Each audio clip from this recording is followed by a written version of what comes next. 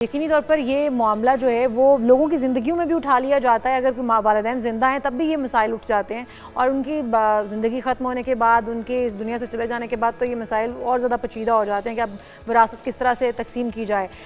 जो विरासत में लोग कभी कभी ये भी होता है, मसाइल होते हैं कि अगर बहन भाई चचा ताया सब एक साथ कंबाइंड फैमिली सिस्टम है लेकिन कमा एक रहा था, तो लेकिन फिर भी उसकी विरासत जो है उसी तरह से तकसीम होती है कि जी हमारा हिस्सा भी निकालें, हमारा हिस्सा भी निकालें। तो जो शरई तरीक़ाकार है, जो राइज है हमारे यहाँ, उसके ऊपर थोड़ी सी रोशनी डालिएगा कि क्या तरीका है कानूनी विरासत का। जी बिस्मिल्लाहिर्रहमानिर्रहीम, बहुत शुक्रिया जी। देखिए, सबसे पहली बात यह है कि विरासत, जब कोई शख्स दुनिया से चला जाता है ना, तो विरासत का सवाल उस वक्त पैदा होता है। जब कोई शख्स ज़िंदा है वो अपनी औलाद में प्रॉपर्टी को वसीयत के ज़रिए तकसीम कर जाता है और सारे वारसान उसको मान लें, वो अलग बात है, नहीं तो बाद में वसीयत भी चैलेंज हो जाती है और या वसीयत जो है वारसों के हक में 1/3 से ज़्यादा की नहीं जा सकती। बेसिकली विरासत का सवाल किसी भी शख्स के फौत होने के बाद होता है और उसका नसाब या उसका तरीका जो है सूरह निसा में बड़ा वाज़े तौर पर आयत नंबर 11, 12, 13 और 176 में बयान कर दिया गया है कि किस तरह विरासत तकसीम करनी है। बेटे के 2 हिस्से होते हैं, बेटी का 1 होता है, बेवा जो है उसका 8वां हिस्सा होता है और वालिदैन का 6ठा हिस्सा होता है, या इसी तरह जो है वो तकसीम है। इसी तरह हमारा कानून जो है वो भी इसी चीज़ को, क्योंकि हमारा आइन जो है पाकिस्तान का, वो आर्टिकल 2 जो है वो बड़ा वाज़े कहता है कि पाकिस्तान में कुरान और सुन्नत के मुनाफिक कोई कानून नहीं बनाया जा सकता। आर्टिकल 3 कहता है कि किसी किस्म की कोई एक्सप्लॉयटेशन जो है वो नहीं हो सकती। कमर साहब, जिस तरह आप बता रहे हैं ये तो बड़ा क्लियर कट फिर बता दिया गया हमारी शरीयत की तरफ से भी और हमारे कानून की तरफ से भी कि ये बंदे का इतना हिस्सा बनता है। कॉम्प्लिकेशन फिर कहाँ पे आती है? क्योंकि बेहतर तो ये होना चाहिए कि इंसान अपनी ज़िंदगी में अपनी विरासत का फ़ैसला कर ले, लेकिन उसके फिर साइड इफ़ेक्ट्स हमने ये देखे हैं कि बच्चे जो हैं वो अपना हिस्सा मिलने के बाद वालिदैन को बेदखल कर देते हैं। फिर ऐसे भी पेरेंट्स हैं जो कि जाने तक, अपने इस दुनिया से रुखसत होने तक विरासत का हिस्सा नहीं करते, तकसीम नहीं करते। उनके जाने के बाद फिर आपस में ले दे शुरू हो जाती है। तो सही तरीका क्या है जिससे ये कॉम्प्लिकेशंस भी ना हो? देखिए, सही तरीका तो यही है कि हम मुसलमान हैं, पाकिस्तान इस्लामी मुल्क है और किसी के फौत होने के बाद जो तरीका कुरान पाक में बयान कर दिया गया है उस तरीके को फॉलो किया जाए। जब कोई फौत हो जाए तो सही तरीका यही है कि हम खुद या तो कुरान पाक पढ़ें, अहादीस से रहनुमाई लें, या फिर किसी भी मजहबी स्कॉलर के पास चले जाएं कि जी ये हमारे वालिद साहब फौत हो गए, अब हमें जो शरई तरीका है वो तकसीम का बता दें। लेकिन यहाँ हमारे अनफॉर्चुनेटली क्या होता है कि वालिदैन के फौत होने से पहले ही लोग बेटियों को महरूम करके, बहनों को महरूम करके, भाई अपनी हद तक वालिदैन से वो अंगूठे लगवा लेते हैं, दस्तखत करवा लेते हैं और जाली हिबानामे बना लेते हैं। और वो बाद में जब वालिद फौत होता है तो ये प्ली लेते हैं कि हमें वालिद जो है जाते हुए दे गया, तो ऐसे हिबानामे जो है अदालतें शक व शुबात की नज़र से देखती हैं। तो इसी तरह ये हमारे कल्चरली जो मामलात हैं ना, ये हमारे ट्रेडिशंस जो हैं, देखें हमारे वहाँ जो है वो कहा जाता है कि जी ये अगर आप KPK में जाएँ तो पर्ची या चादर सिस्टम है।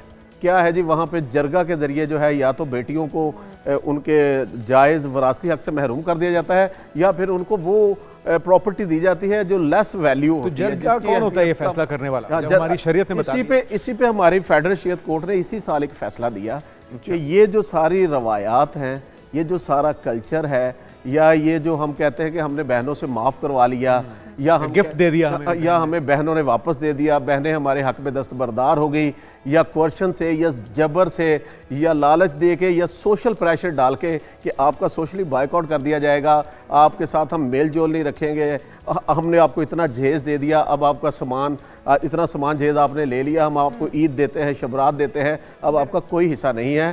हालांकि कुरान पाक में बड़ा वाज़े है और अहादीस में भी, मैं एक उस जजमेंट से एक हदीस पढ़ रहा था कि एक सहाबी जो थे वो जंग में शहीद हो गए, तो उनकी बेवा हुज़ूर पाक सल्लल्लाहु अलैहि वसल्लम के पास आई और उसने कहा कि मेरी 2 बेटियां हैं और मेरा जो खामद फौत हुआ है, उनका जो भाई हैं वो हिस्सा नहीं दे रहे बच्चियों को। तो आपने पैगाम भिजवाया, हुक्म दिया कि आप बच्चियों को 2/3 दें, बेवा को 1/8 दें और बाकी हिस्सा आप रखें।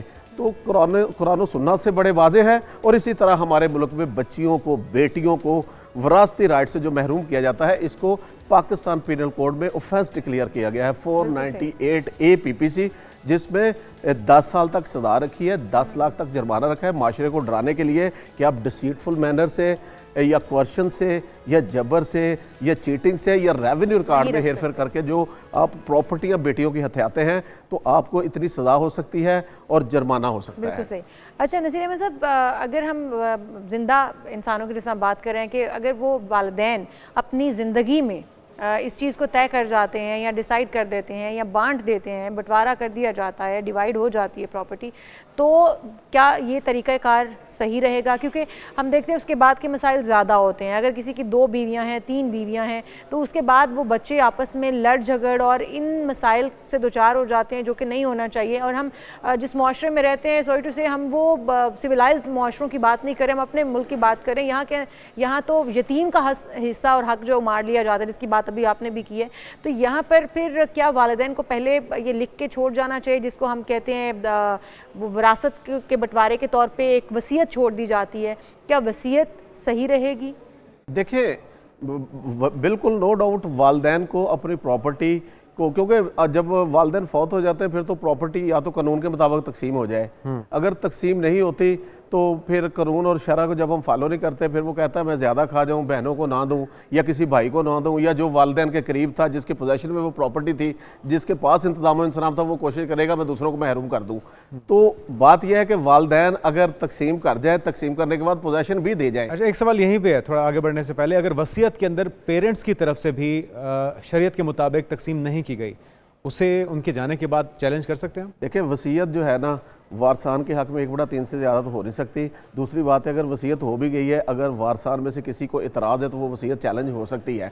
वसीयत को भी एमिकेबली सारे मान लें तो वो वसीयत जो है वो इम्प्लीमेंट होती है। अगर सारे एमिकेबल नहीं मानते तो वो वसीयत चैलेंज होती है। जब कोई फौत हो जाता है, अगर वो वसीयत लागू नहीं होगी तो फिर फौत होने के बाद जो विरासत से मुतल्लिका कानून है कुरान और सुन्ना में और जो प्रिवेलिंग लॉ है उसके मुताबिक जो है वो तकसीम होगी। और हमारे यहाँ अदालतें जो है बड़ा कानून में बड़ी डेवलपमेंट हुई है। एक तो क्रिमिनल लॉ में जुर्म बना दिया है बेटियों को या बच्चियों को महरूम करना। दूसरा, यहाँ पे हमारे जो है वो Punjab commission on the status of women बनाया गया है पंजाब में। इसी तरह जो है वो पंजाब में जो है वो वुमेन एम्पावरमेंट के जो है वो डिपार्टमेंट बनाए गए हैं। और इसी तरह पंजाब में जो enforcement of the property right act है 2021 का, जिसमें खवातीन को उनका हक दिलवाने के लिए बड़ा एक्सपीडाइटली 60 दिन में फैसला कमिश्नर। लेकिन नसीर अहमद साहब, ये उसी सूरत में है जब खवातीन खुद जाके कंप्लेन करेंगी, बताएंगी कि मेरे भाई ने, चचा, ताया, फूफा, मामा ने, जिसने भी मेरा हिस्सा हक मार लिया है, मैं उसको लेना चाहती हूँ और मुझे नहीं दिया जा रहा है, तो उसी सूरत में होगा। वो सजाएं भी तभी होंगी क्योंकि बच्चियों को तो इमोशनली ब्लैकमेल कर लिया जाता है। अच्छा, मैं अब आ जाती हूँ उस तरफ के, अगर माँ की तरफ से प्रॉपर्टी है उसकी भी तकसीम क्या किस तरह से होनी चाहिए शरई, उसको भी उसके हवाले से भी बेटियों को क्या मिलता है माँ से? देखिए, विरासत माँ की प्रॉपर्टी हो या बाप की प्रॉपर्टी हो तो विरासत दोनों तरफ से एक ही निसाब है। फार्मूला सेम है। हाँ, फार्मूला सेम है। माँ की प्रॉपर्टी से बेटे का 2 हिस्से, बेटी का 1 हिस्सा। इसी तरह बीवी की प्रॉपर्टी में से खामद का 1/4 और खामद की प्रॉपर्टी में से बीवी का 1/8।